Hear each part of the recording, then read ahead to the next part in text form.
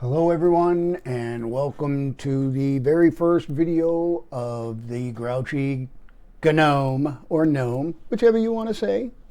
I'm taking the opportunity for this first video just to let you know, as my viewers and subscribers, what this channel is all about and what direction we will be going.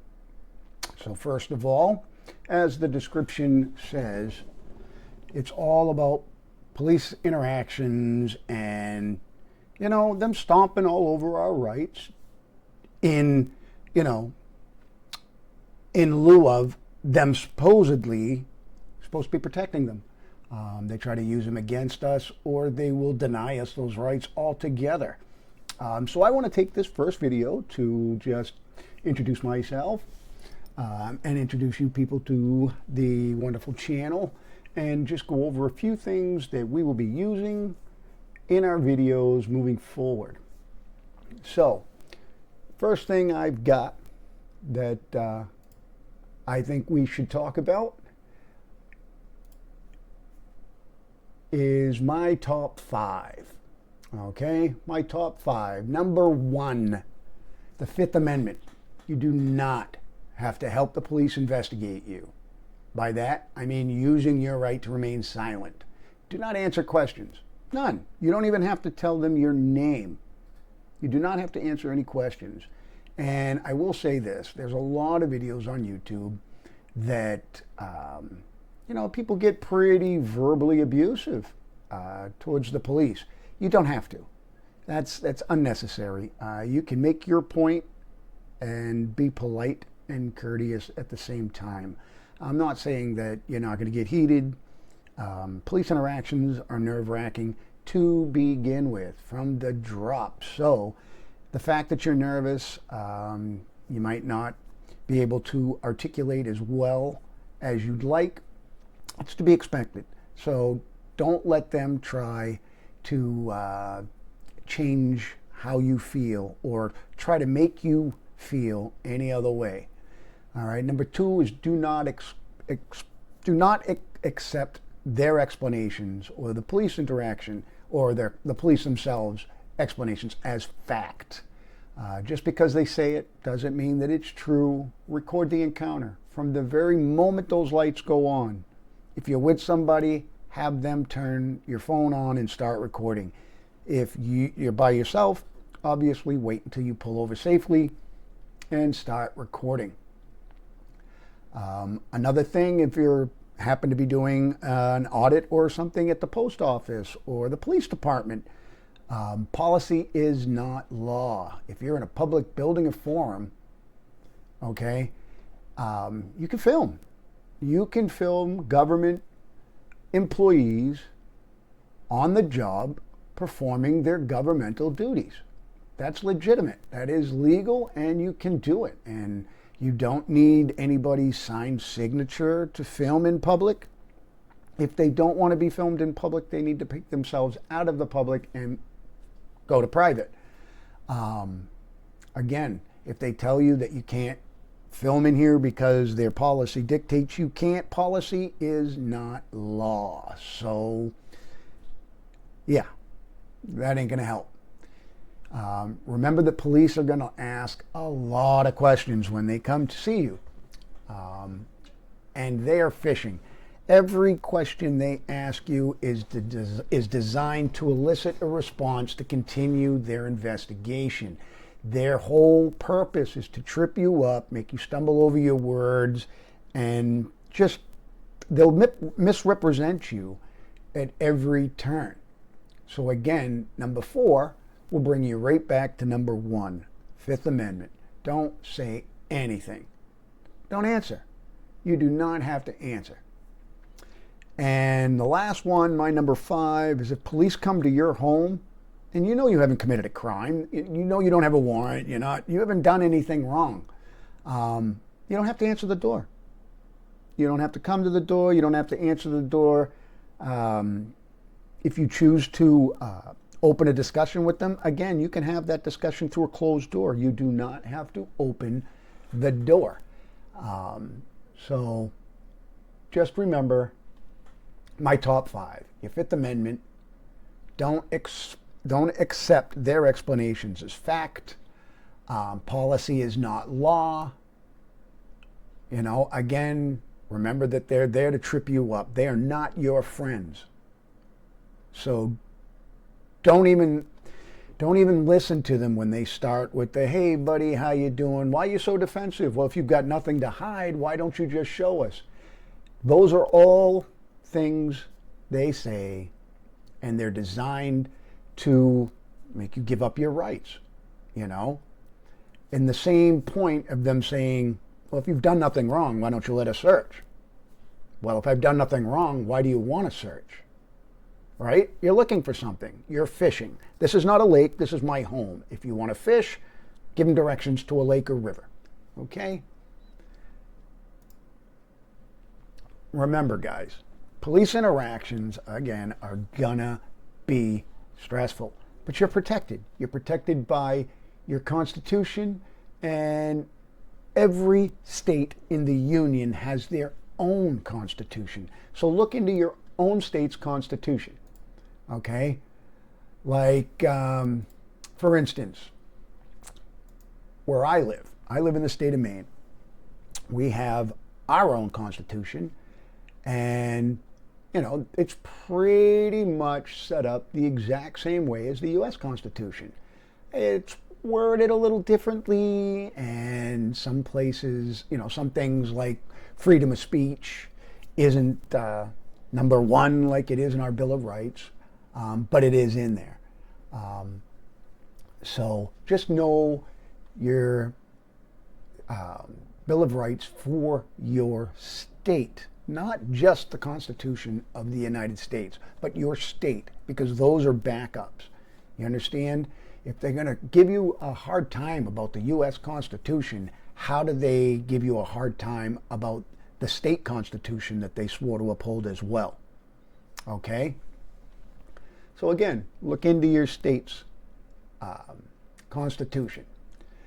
And another thing I'd like to go over today, and for the main reason, is you'll be able to utilize this particular video as a reference. I'm going to read to you, and I'm going to give you my opinion of what I believe that means, each one means. So, obviously, First Amendment. Congress shall make no law respecting an establishment of religion or prohibiting the free exercise thereof, or abridging the freedom of speech or of the press, or the right of the people peacefully to assemble and to petition the government for a redress of grievances. So basically that means that we have a right to, within reason, say what we want to say, film in public legally who we or what we film, and it cannot be held against us. Okay, we have that right, and it shall be. They shall make no laws stopping us. Second Amendment: a well-regulated militia being necessary to the security of a free state, the right of the people to keep and bear arms shall not be infringed. We all know what the right to bear arms means, right?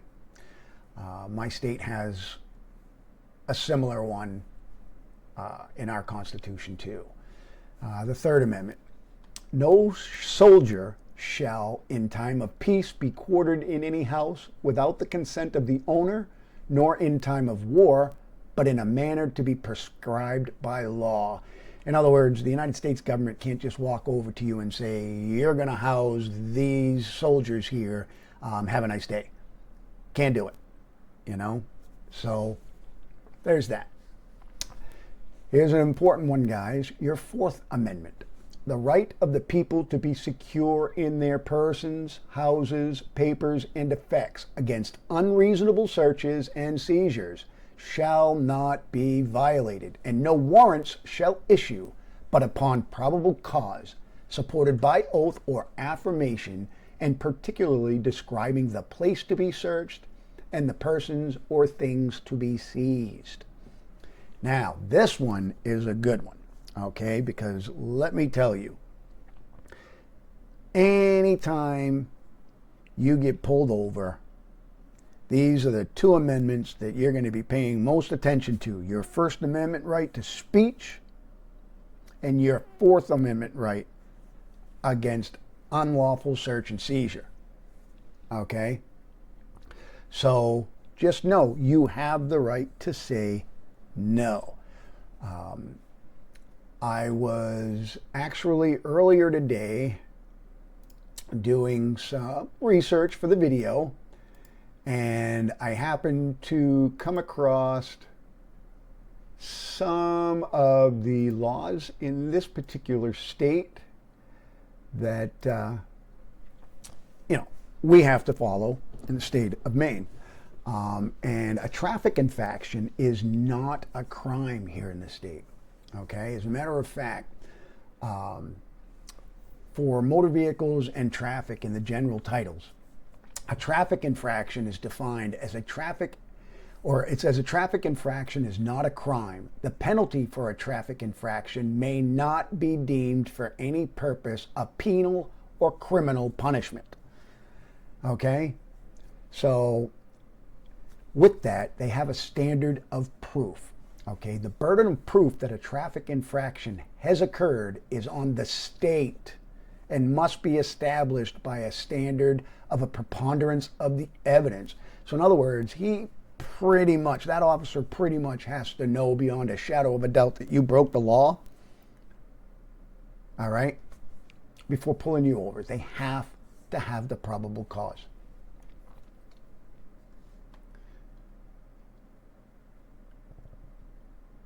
All right, so from here, we're going to the Fifth Amendment. No person shall be held to answer for a capital or otherwise infamous crime unless on a presentment or indictment of a grand jury, except in cases arising in the land or naval forces or in the militia, when in actual service in time of war or public danger. Nor shall any person be subject for the same offense to be twice put in jeopardy of life or limb, nor shall be compelled in any criminal case to be a witness against himself, nor be deprived of life, liberty, or property without due process of law, nor shall private property be taken for public use without just compensation. Basically, the Fifth Amendment, for our purposes, is you cannot be made to, you can't be made a witness against yourself in a crime, okay? So be quiet. Be quiet, be quiet, be quiet. You have the right to remain silent. They tell you that all the time, right? And they'll tell you, you have the right to remain silent. Why don't you be quiet? When they're saying that, that's because you're saying something that they don't like. Okay? I'm a firm believer in being quiet, by the way. Amendment 6.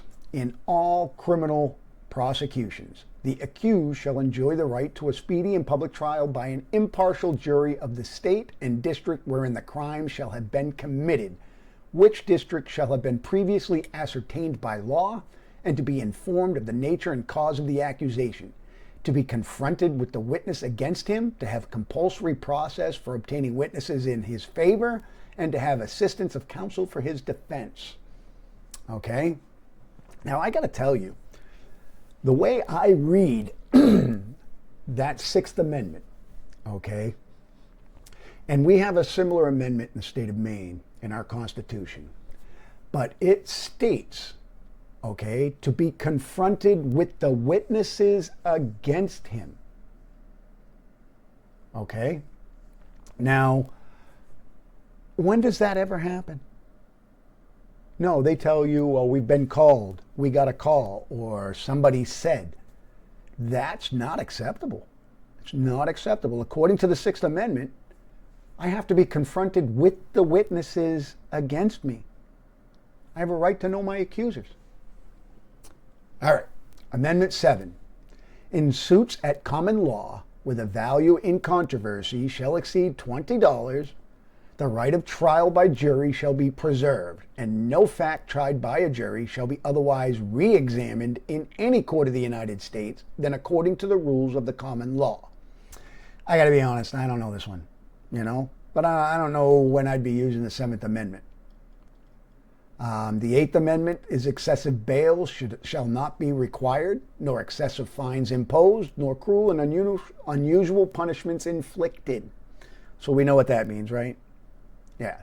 They basically are saying that your fine or your bail or whatever should not exceed what they would deem proportional to the crime. Okay, so you're not going to go to jail for stealing a Snickers bar and have to pay $8,000 in restitution.